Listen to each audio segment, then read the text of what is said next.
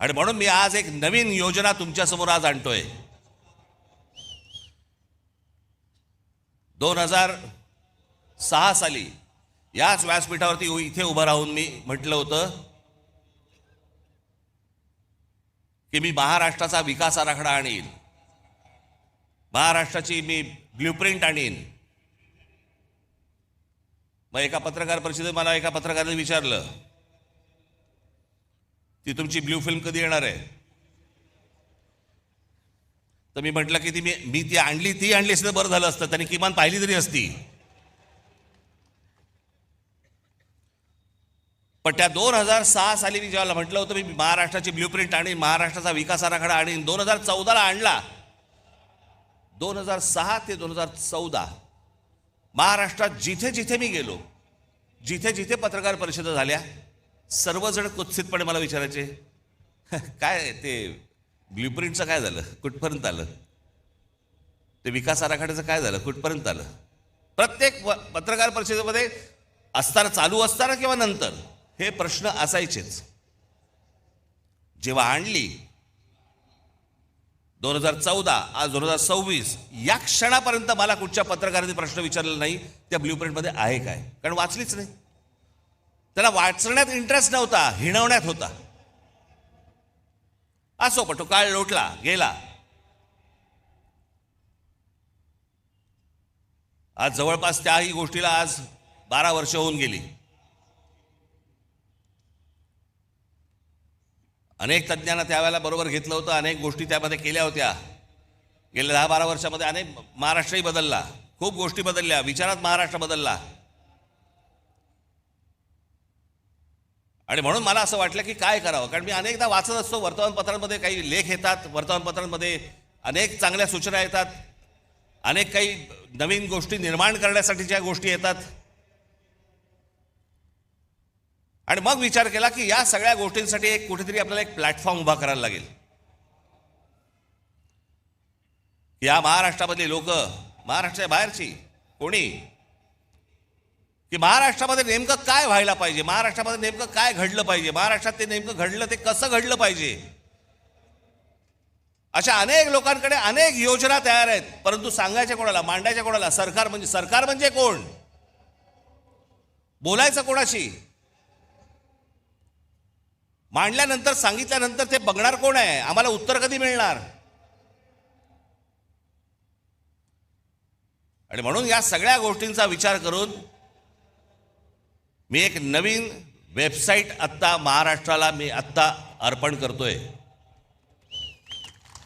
की ज्या वेबसाईटवरती तुम्ही येऊन तुमचे विचार, पण विचार जय महाराष्ट्र साहेब, चालणार नाही साहेब, भावी मुख्यमंत्री तुम्हीच, डिलीट, असल्या कुठच्याही गोष्टींना त्या याच्यावरती स्थान नाही. नवा विचार करा, या मोबाईलच्या जोखडातनं बाहेर या, या करमणुकीच्या गटारगंगेतनं बाहेर या.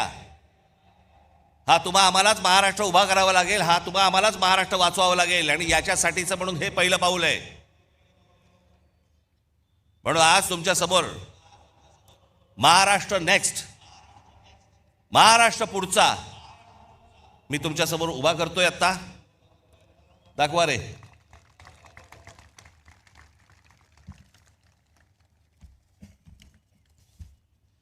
याच्यामध्ये हे सुरू झाल्यावरती तुम्हाला ऑप्शन्स आहेत, मराठी आणि इंग्रजी. त्याच्यामध्ये तुम्ही मराठीमध्ये गेलात की त्याच्या बाजूला एक ऑडिओ फिल्म आहे, ही वेबसाईट कशी वापरायची. त्याच्यामध्ये आपल्या कल्पना नोंदवण्यासाठी म्हणून मी काही खाली विषय दिलेले आहेत, 27 विषय आहेत. ते 27 विषय फक्त मी तुम्हाला वाचून दाखवतो, ज्याच्यामध्ये ज्या ज्या आपल्या स्वतःच्या कल्पना असतील, ज्या काही नवीन आपल्याला निर्माण करायचं असेल ते तुम्ही मांडू शकता. आपण म्हणजे आम्ही तुमच्यामधले आणि सरकारमधले फक्त वाहक असू, आणि सरकारकडनं ही गोष्ट कशी करून घ्यायची जर ती योग्य असेल, कारण हे पहिलं जाणार हे तज्ज्ञांकडे, त्या तज्ज्ञांच्या कमिटीकडनं ज्यावेळेला ते मंजूर होणार त्याच्यानंतर हे सरकारकडे जाणार. त्याच्यामुळे ही 27 तुम्हाला इथे गोष्टी दिलेल्या आहेत. त्याच्यामध्ये शेती, रस्ते आणि पायाभूत सुविधा विकास, आरोग्य सेवा व सार्वजनिक आरोग्य व्यवस्था, जमीन, पायाभूत सुविधा, औद्योगिक वसाहती, व्यवसाय सुलभता, प्रादेशिक औद्योगिक संतुलन व सर्वसमावेशक, शालेय उच्च व तंत्र शिक्षण सुधारणा, आदिवासी विकास, सर्वसमावेशक आणि सशक्त महिला व बाल, रोजगार व रोजगार निर्मिती, आपत्ती व्यवस्थापन आणि आपत्तीपूर्व तयारी, क्षेत्रनिहाय औद्योगिक धोरण, गुंतवणूक प्रोत्साहन व थेट विदेशी गुंतवणूक, स्टार्टअप्स आणि भविष्यवेधी उद्योग, ग्रामीण अर्थव्यवस्था आणि ग्रामीण उद्योग विकास, शहरांचा शाश्वत विकास, क्रीडा व युवा विकास, मराठी भाषा संस्कृती ज्ञान परंपरेचा विकास, पारंपरिक आणि अपारंपरिक ऊर्जा, हवामान बदल, पर्यावरण आणि प्रदूषण, सूक्ष्म लघु व मध्यम उद्योग आणि विकास, औद्योगिक कायदे सुधारणा, शाश्वत हरित व पर्यावरणपूरक औद्योगिक विकास, सिंचन, जलव्यवस्थापन व जलसुरक्षा, समृद्ध, स्वावलंबी आणि शाश्वत ग्रामविकास, पर्यटन विकास, कायदा आणि सुव्यवस्था. याच्यामध्ये तुम्ही आतमध्ये गेल्यानंतर आपली कल्पना इथे पुढे नोंदवायची तुम्हाला येईल. त्या प्रत्येक गोष्टीमध्ये 27 गोष्टीमध्ये त्याच्या उपशाखा आहेत. समजा तुम्ही रोजगार व रोजगार निर्मिती हा जर विषय घेतला तर त्याच्यामध्ये रोजगार विमुख कौशल्य प्रशिक्षण, उद्योजकता वगैरे वगैरे असे बरेच विषय त्याच्यामध्ये आहेत. ते झाल्यानंतर पुढे जेव्हा तुम्ही जाल त्याच्यानंतर तुम्ही तुमची कल्पना त्याच्यावरती नोंदवायची आणि त्याच्या खाली गरज असल्यास तुम्हाला काही फाईल अपडेट करायची असेल, फोटो टाकायचा असेल त्याच्याबरोबर तुमच्या म्हणण्याला, तोही तुम्ही टाकू शकता. त्याच्यानंतर तुम्ही पुढे गेलात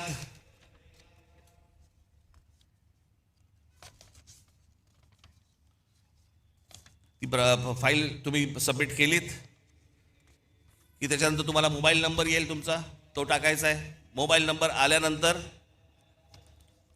तुम्हाला एक OTP येईल तुमच्या मोबाईलवरती, तो भरायचा आहे. तो भरला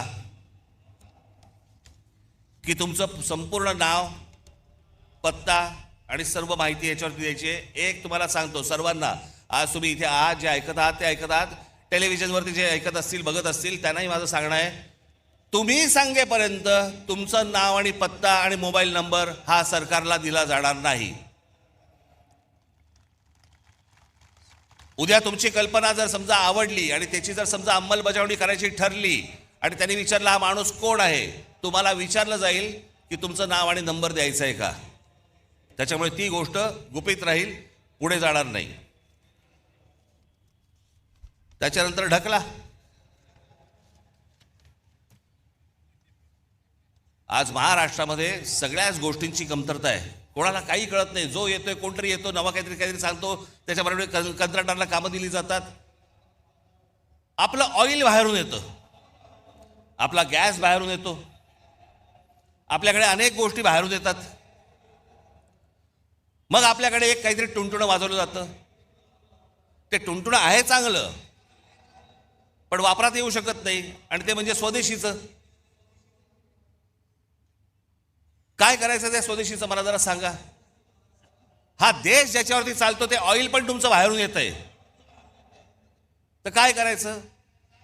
मग यासाठी म्हणून ही शहरं उभी करताना, जसं आज दुबई आहे, अबुधाबी आहे, अनेक देश आहेत की ज्यांनी बाहेरचे मेंदू आणले. आज संपूर्ण दुबई जी उभी आहे हे कोण करते? अरब करतायत,